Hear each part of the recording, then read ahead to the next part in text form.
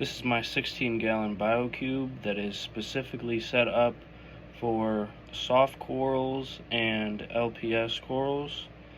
This is perfect for any beginner that wants to get into corals or saltwater in general. I mean, the maintenance on this thing is like slim to none. I don't even have any fish in here right now.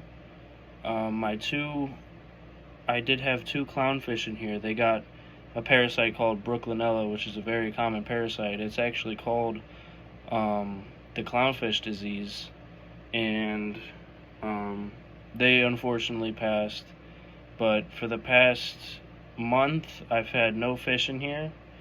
I've only had 3 snails, 1 Halloween hermit crab, and 1 tiger pistol shrimp. And they all seem to be doing great. I feed, I'd say once a week, I feed the soft corals phytoplankton. I target feed them. And occasionally I'll toss some brine shrimp in for the Halloween hermit crab and the tiger pistol shrimp. And I mean, I really like the lights on this tank.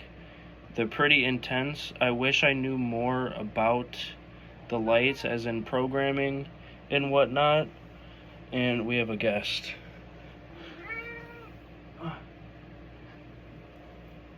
I wish I knew more on how to program the lights and whatnot. But yeah, I have a Kenya tree coral in here that is massive. You can see it's taking up the entire tank basically. I have two zoanthid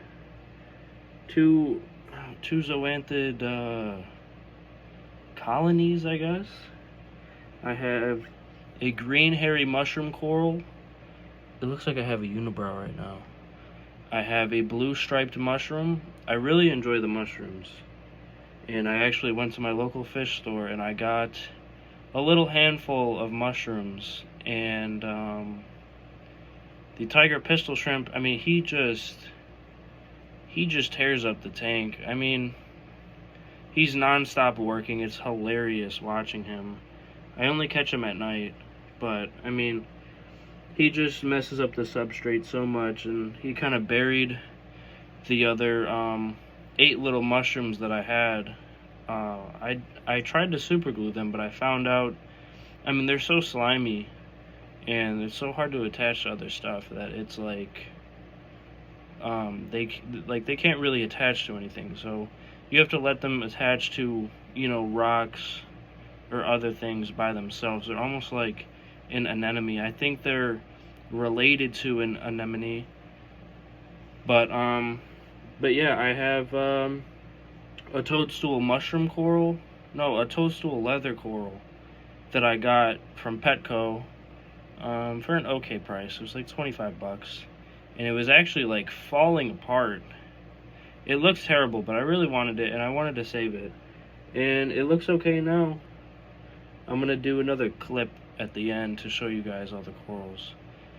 And yeah, I have a candy cane coral. That was my first LPS coral, and that's what led me to get my hammer coral. I want you guys to know the start of this tank. I started this tank out with tap water, and I started it with Instant Ocean, the most basic and, you know, like the cheapest salt that you could use for a saltwater tank. It wasn't even the Reef crystals or anything like that. I do water changes now with the Instant Ocean Reef crystals to add more minerals and, you know, essential things for these LPS corals. But like the one thing that I didn't want when I was getting into this hobby, I didn't want to, there's a saying for it, it's like chasing numbers and like chasing, you know, different things. I didn't want to stress. I didn't want to freak out about, you know, not hitting a certain number, as in like my magnesium and all that stuff. I just didn't want to stress. And I mean, when you're getting into saltwater or corals or anything of that nature, I mean, you're supposed to enjoy the tank. And, I mean, eventually, having some of those gorgeous corals, I'm going to have to, chase some numbers and, stuff like that. This is my family's cat. This is a Maine Coon. We actually shaved him the other day. He has a brother, but we just shave his body. We just leave his head and his a little part on his arms and his feet we leave, and we leave a little end on the tail. But yeah, back into the tank.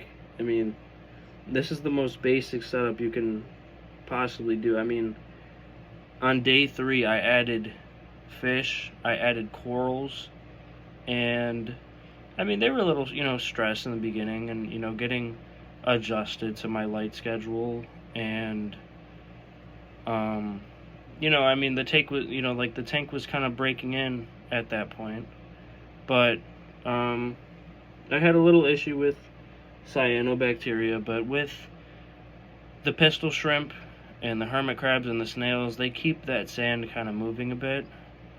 I'm actually looking to get into, I'm looking to get a serpent starfish, a brittle star, and so that should be pretty nice.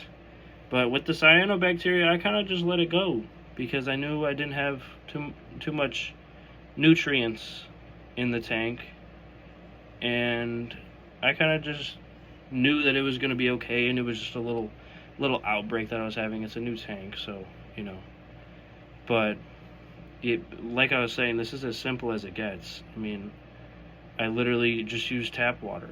I use a preset heater that's set to 78 degrees, and I could add more biomedia in the back rack tray, the media rack, but I just haven't, because I mean, I don't have any fish in here right now.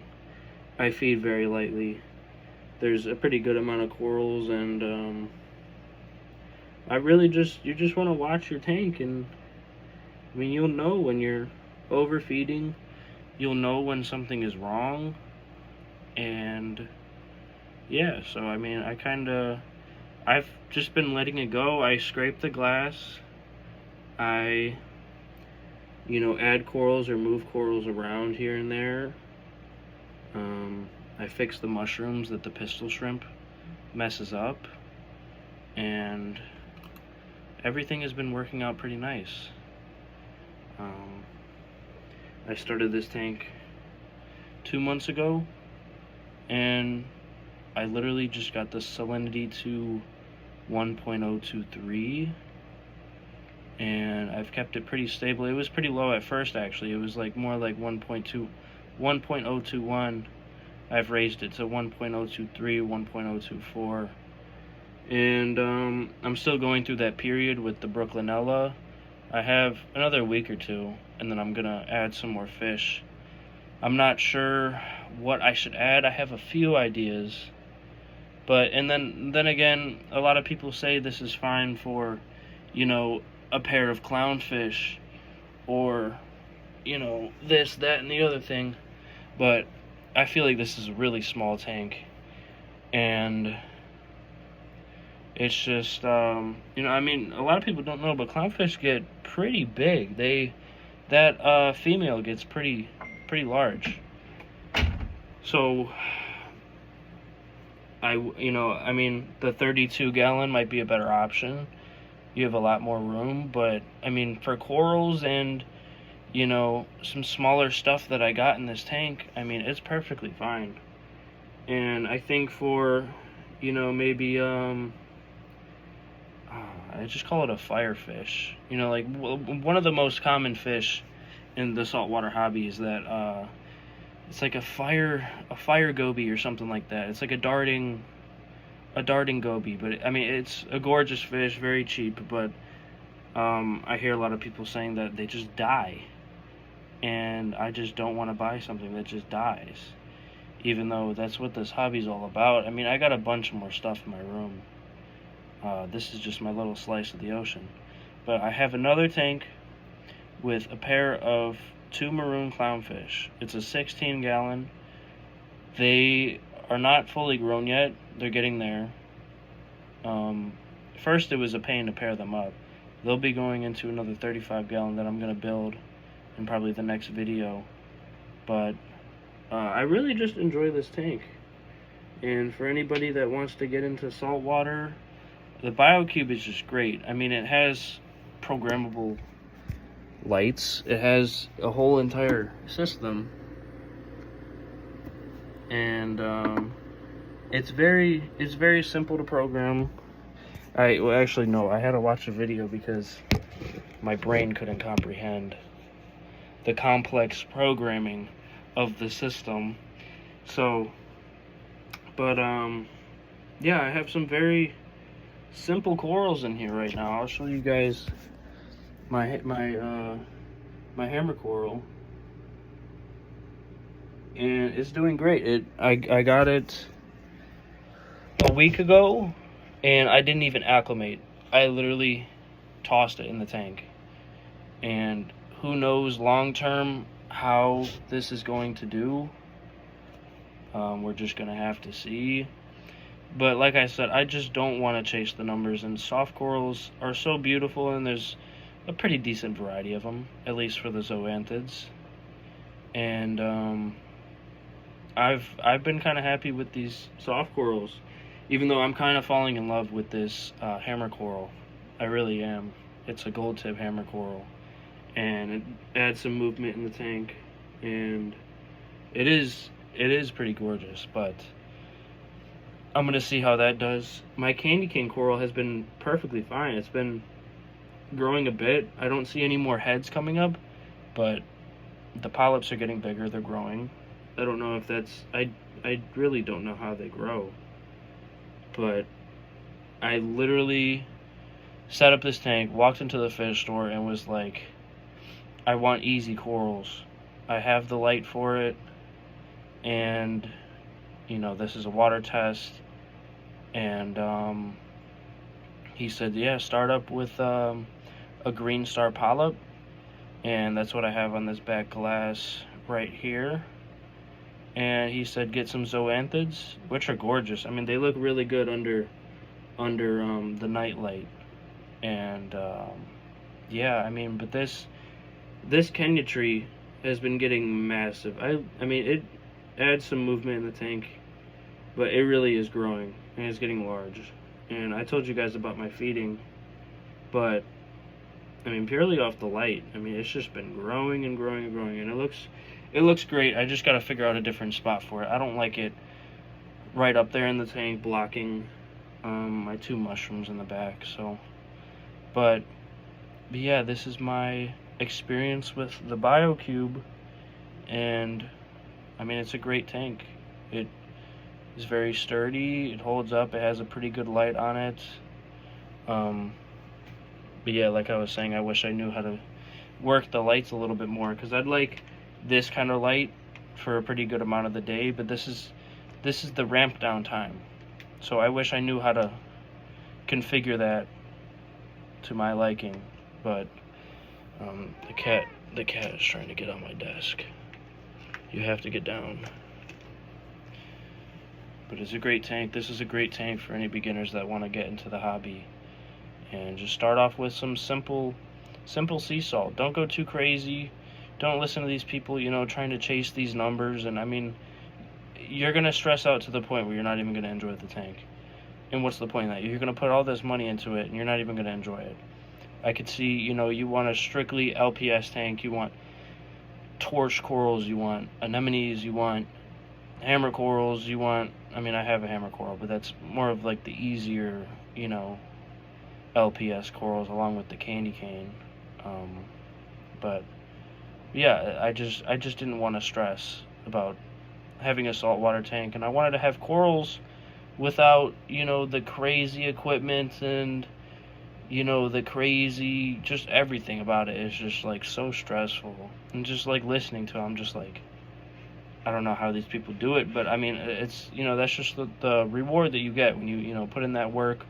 You can have some insane corals, but I'm pretty happy with what I have now. So that's my video on the 16-gallon biocube. I think it's a great product, And I got some more videos in the future. I got 2 other tanks that I'm going to be setting up with this hexagon. I don't know if I want to continue with the saltwater. I think I do. It's beautiful, but with my one freshwater tank, I mean, the plants look gorgeous. I mean, I love the plants in it. I've had some luck keeping the plants, so I'd like to kind of gamble my luck away with another beautiful planted tank.